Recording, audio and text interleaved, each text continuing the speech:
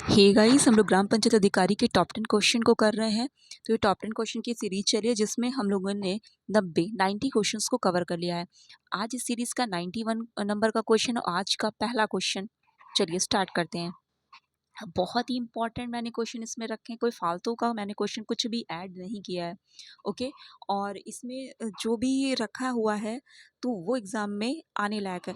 जो भी थोड़ी बहुत ऐसी योजनाएं मैंने थोड़ी बहुत ऐड कर दी हैं कि वो लगता है हो सकता है कि इसमें आ जाए, वरना तो वैसे तो कृषि से जो अटैच्ड, जो पंचायत से अटैच्ड योजनाएं होंगी अधिकतर वही पूछी जाएंगी। लेकिन जैसे किसी को गांव में कोई रोजगार उससे उपलब्ध हो रहा है या कुछ भी थोड़ी बहुत ऐसी योजनाएं हैं तो उनको भी मैंने ऐड कर दिया है, या जिसमें किसानों का फायदा हो रहा है। ओके, तो चलिए स्टार्ट करते हैं। 91 नंबर का क्वेश्चन हमारा है, प्रधानमंत्री सूर्योदय योजना की घोषणा कब की गई थी? तो प्रधानमंत्री सूर्योदय योजना की घोषणा जो है अब 2023 में की गई थी, 2022 की, 2024 की, 2021। तो ये घोषणा 2024 में की गई थी, 22 जनवरी 2024 को। देखिए क्या है, प्रधानमंत्री सूर्योदय योजना के लिए जो नरेंद्र मोदी जी हैं, हमारे प्रधानमंत्री जी, 22 जनवरी के दिन अयोध्या में जब रामलीला की प्राण प्रतिष्ठा उन्होंने करी, तो उसी के बाद में इन्होंने देश के परिवारों को सौर ऊर्जा का उपयोग करने का बढ़ावा देने हेतु पीएम सूर्योदय योजना की घोषणा भी कर दी थी। ठीक है, तो 22 जनवरी को आपको ये तो नॉर्मल सी बात है, सभी को पता होगा। अयोध्या में उन्होंने रामलला की जो प्राण प्रतिष्ठा करी थी 22 जनवरी को, तो उसी दिन इन्होंने इस योजना की भी घोषणा करी थी, प्रधानमंत्री सूर्योदय योजना की। देश के 1 करोड़ परिवारों को प्राथमिक तौर पे सूर्योदय योजना के तहत सब्सिडी पर सोलर पैनल दिए जाएंगे। ठीक है, 1 करोड़ परिवार की बात करी गई थी और सब्सिडी पे क्या दिया जाएगा? सोलर पैनल दिए जाएंगे। तो ठीक है, आपको याद हो गया होगा तब 22 जनवरी 2024 को। और इस योजना से इतना तो ये पता चल ही जाएगा कि किस लिए ये योजना है, क्योंकि उसके नाम से ही पता चल रहा है। नेक्स्ट क्वेश्चन हमारे पास है, व्यापारियों के एकाधिकार को तोड़ने के लिए कृषि मंत्रालय ने 2023 में किस योजना को शुरू किया था? तो नई स्वर्णिमा योजना, नया सवेरा योजना की पीएम किसान भाई योजना की पीएम किसान मित्र योजना। तो ये योजना थी पीएम किसान भाई योजना। ओके, 92 का आपका ग ऑप्शन सही है। व्यापारियों के एकाधिकार को तोड़ने के लिए कृषि मंत्रालय ने 2023 में पीएम किसान भाई योजना की शुरुआत करी थी। पीएम किसान भाई का पूरा नाम क्या है? पीएम किसान भंडारण प्रोत्साहन योजना, मतलब भंडारण के लिए ये योजना है। ओके, तो उसमें होता क्या है, ये योजना जो है किसान क्या कर सकता है, जैसे फसल की जब कटाई होती है तो तुरंत बाद उसको ये रहता है कि मैं जो भी फसल है तो उसको मैं बेच दूं। ठीक है, भंडारित नहीं करता वो ज़्यादा दिनों तक। तो अब इसमें ये बोला गया कि किसान अपनी फसल की कटाई के बाद कम से कम 3 महीने तक भंडारित कर सकें। कितना? 3 महीने तक। जैसे उनके बाजार में अच्छे दाम मिलेंगे वो अपनी उपज को बेच सकेंगे। ये योजना प्रायोगिक तौर पे कहाँ पे? 7 राज्यों में शुरू की गई थी। तो ये 7 राज्यों में हमारा राज्य उत्तर प्रदेश भी शामिल है।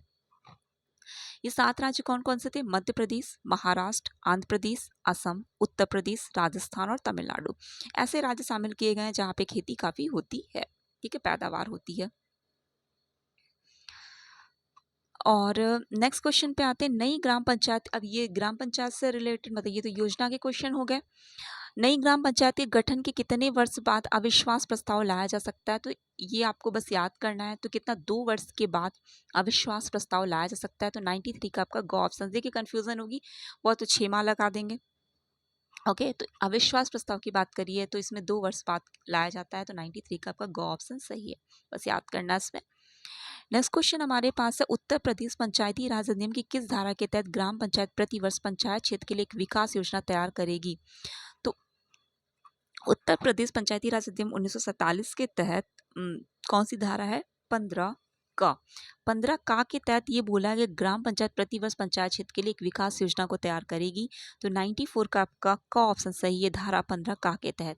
95 में आते हैं, किस धारा के तहत ग्राम पंचायत को कर और करेत्तर राजस्व के अधिरोपण और संग्रहण से सशक्त किया गया है? तो धारा 37 है। यहाँ पे ध्यान दीजिए, ग्राम पंचायत जिला का हो गया और क्षेत्र का होगा, इन तीनों का आपको पता होना चाहिए। तो इसमें क्वेश्चन फिलहाल किसका पूछा गया था? ग्राम पंचायत को कर और करेत्तर राजस्व का अधिरोपण संग्रहण में सशक्त किया गया है। तो वो धारा 37 है। तो 95 का आपका क ऑप्शन सही होगा। धारा 37 के तहत ग्राम पंचायत को कर और करेत्तर राजस्व के अधिरोपण एवं संग्रहण से सशक्त किया गया है। तो पंचायती राज अधिनियम 1947 की धारा 37 के अंतर्गत ये हो गई। और जो उत्तर प्रदेश क्षेत्र पंचायत और जिला पंचायत अधिनियम है वो कौन सा 1961 है, उसकी धारा 131 का के तहत क्षेत्र पंचायतों को, तो धारा 131 का के तहत क्षेत्र पंचायतों को और धारा 37 के तहत ग्राम पंचायतों को, और उत्तर प्रदेश पंचायत जिला पंचायत अधिनियम 1961 की धारा 119 के तहत जिला पंचायतों कर व करेत्तर राजस्व के अधिरोपण और संग्रहण से सशक्त किया गया है। तो 119 के तहत जिला पंचायत को, धारा 131 का के तहत क्षेत्र पंचायत को, धारा 37 के तहत ग्राम पंचायत को। ये तीनों का आपको ध्यान रखना, बहुत ही इंपॉर्टेंट क्वेश्चन है। ओके, इससे आपको 3 क्वेश्चन बन रहा है, तभी मैंने इसको ऐड किया। नेक्स्ट क्वेश्चन है 96 नंबर का मिस्ट्री योजना क्या। अब जैसे यही योजना है, कोई जरूरी नहीं कि ये एग्जाम में आए, लेकिन मैंने लिया ओके, क्योंकि इंपॉर्टेंट योजना है, भरोसा नहीं है उन लोग का। मिस्ट्री योजना क्या, तटीय आवास और ठोस आय के लिए मैग्रो पहल। इसका जो फुल फॉर्म है, हिंदी में फुल फॉर्म रखिए, हिंदी में पेपर है हमारा। वैसे इंग्लिश में भी आपको पता होना चाहिए, इंग्लिश में भी, हिंदी इंग्लिश दोनों लैंग्वेज में आता है। फिलहाल मुझे पता है कि सब इसमें हिंदी वाले ही होंगे। तो तटीय आवास और ठोस आय के लिए मैंग्रोव पहल योजना भारत में सरकार द्वारा संचालित एक पहल है, जिसका उद्देश्य पारिस्थितिकी स्वास्थ्य में सुधार, प्राकृतिक जो आपदाएं होती है उसकी सुरक्षा, स्थानीय आजीविका को समर्थन देने के लिए तटीय जो क्षेत्र है उनमें और खारे पानी की भूमि पर मैंग्रोव कवरेज को बढ़ाना है। ठीक है, तटीय क्षेत्र जो हो गए, समुद्री इलाके की बात हो रही है, उधर जो तटीय क्षेत्र जैसे खारा पानी होता है, तो वहाँ की भूमि जो मैंग्रोव कवरेज है वहाँ पे बढ़ाना है। मतलब जैसे प्राकृतिक आपदाएं होगी उससे सुरक्षित कैसे किया जाए, वहाँ की पारिस्थितिक तंत्र को कैसे की जो स्वास्थ्य की कैसे कराया जाए। ओके, ये सब चीज़ें हैं। तो मिस्ट्री योजना तटीय आवास और ठोस आय के लिए मैंग्रोव पहल है, ये आपको पता होना चाहिए। नेक्स्ट क्वेश्चन है, इसको ऑब्जेक्टिव टाइप में नहीं रखा था मैंने। लोकतंत्र विकास के लिए पंचायती राज संस्थाओं की पुनरुद्धार, या इंग्लिश में बोले तो पुनरुद्धार क्या, revitalisation of Panchayati Raj institution for लोकतंत्र, डेमोक्रेसी एंड डेवलपमेंट। तो लोकतंत्र और विकास के लिए पंचायती राज संस्थानों के पुनरुद्धार, मतलब revitalisation of Panchayati Raj institution for democracy and development के संबंध में निम्नलिखित में से किस समिति को नियुक्त किया गया है। तो बलवंत राय मेहता समिति, ये तो है नहीं, अशोक मेहता समिति, GV राव समिति की, LM सिंघवी समिति। ये आपका ऑप्शन घ सही होगा। 97 का ख, LM सिंघवी समिति। लोकतंत्र और विकास के लिए पंचायती राज संस्थानों का पुनरुद्धार या revitalisation of Panchayati Raj institution for democracy and development के लिए कौन सी समिति थी, LM सिंघवी समिति। तो लोकतंत्र और विकास के लिए पंचायती राज संस्थाओं के पुनरुद्धार पर LM सिंघवी समिति को नियुक्त किया गया। बलवंत राय मेहता समिति, इसकी स्थापना 1957 में हुई थी। इसमें सामुदायिक विकास कार्यक्रम, राष्ट्रीय विस्तार सेवा में सुधार की जांच और सिफारिशें करने के लिए कहा गया था। अशोक मेहता समिति की बात करें तो पता है कि 1977 में इस समिति का गठन हुआ था। तो भारत की बीमार पंचायती राज प्रणाली जो उसको पुनर्जीवित करने और बढ़ावा देने के लिए सिफारिश करने के लिए 1970 में भारत सरकार द्वारा अशोक मेहता समिति बनाई गई थी। ओके, 1970। GV राव समिति की बात करें तो ग्रामीण का विकास करना, गरीबी उन्मूलन कार्यक्रमों के लिए मौजूदा प्रशासनिक व्यवस्था की समीक्षा के लिए योजना आयोग ने 1985 में इसकी स्थापना की थी। तो ग्रामीण विकास के लिए मेन इसमें है कि गांव का कैसे विकास किया जाए और गरीबी जो है उसको कैसे हटाया जाए, कैसे कैसे मतलब एक ऐसे कार्यक्रम चलाया जाए जिससे गरीबी दूर हो। तो इसके लिए ये समिति GV राव समिति थी। ओके, 1985। नेक्स्ट क्वेश्चन हमारे पास है कि उत्तर प्रदेश पंचायती राज अधिनियम 1947 की किस धारा के तहत ग्राम पंचायत को परिभाषित किया गया है। तो देखिए, पिछले में हम लोगों ने ग्राम सभा को पूछा था कि किस में परिभाषित किया गया। अभी धारा पूछ रहा है कि ग्राम पंचायत को किस में परिभाषित किया गया है। ओके, तो अधिनियम की धारा 2H, उत्तर प्रदेश पंचायती राज अधिनियम 1947 की धारा 2H में ग्राम पंचायत को परिभाषित किया गया था। और ग्राम सभा में क्या था, 2G था। ग्राम पंचायत 2H और ग्राम सभा 2G था। ओके, इसका मतलब ये कि ग्राम पंचायत को यूपी पंचायती राज अधिनियम 1947 की धारा 12 के तहत एक अशबद्ध निकाय के रूप में बनाया गया है। और यहीं पे उसमें क्या था, धारा 12 की जगह क्या था, धारा 3 के तहत एक निकाय के रूप में बनाया गया था। किसको, ग्राम सभा को। और धारा 12 के तहत किसको बनाया गया है, ग्राम पंचायत को। ओके, नेक्स्ट क्वेश्चन पे आते हैं। अशोक मेहता समिति ने कुल कितनी सिफारिशें करी थी। अशोक मेहता समिति ने कुल कितनी 132 सिफारिशें करी थी।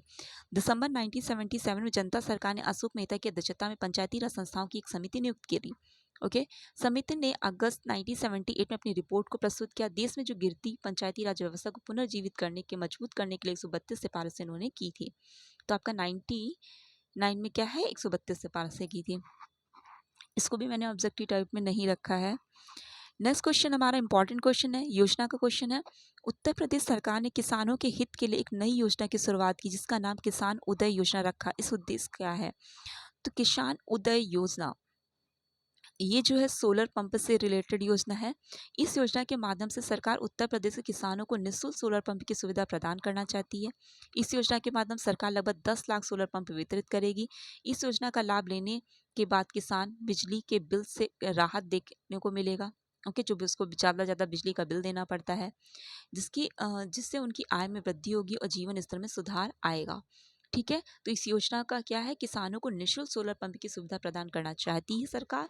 इस योजना के माध्यम सरकार अपने लगभग 10 लाख सोलर पंप वितरित करेगी।